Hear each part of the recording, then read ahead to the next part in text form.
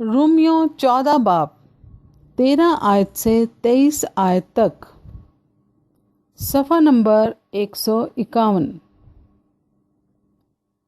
پس آئندہ کو ہم ایک دوسرے پر الزام نہ لگائیں، بلکہ تم یہی ٹھان لو کہ کوئی اپنے بھائی کے سامنے وہ چیز نہ رکھے جو اس کے ٹھوکر کھانے یا گرنے کا باعث ہو۔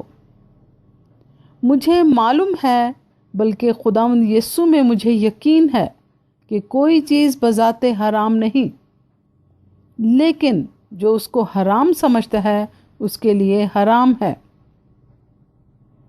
اگر تیرے بھائی کو تیرے کھانے سے رنج پہنچتا ہے تو پھر تو محبت کے قاعدہ پر نہیں چلتا۔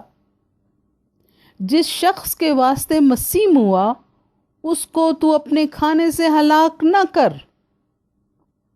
بس تمہاری نیکی کی بدنامی نہ ہو، کیونکہ خدا کی بادشاہی کھانے پینے پر نہیں بلکہ راست بازی اور میل ملاپ اور اس خوشی پر موقوف ہے جو روح القدس کی طرف سے ہوتی ہے۔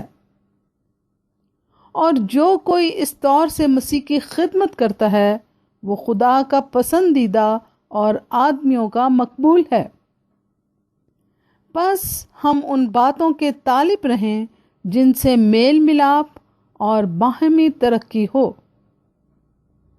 کھانے کی خاطر خدا کے کام کو نہ بگاڑ۔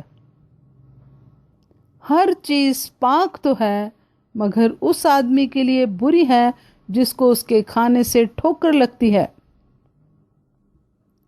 یہی اچھا ہے کہ تو نہ گوشت کھائے، نہ میں پیے، نہ اور کچھ ایسا کرے جس کے سبب سے تیرا بھائی ٹھوکر کھائے۔ جو تیرا اعتقاد ہے وہ خدا کی نظر میں تیرے ہی دل میں رہے۔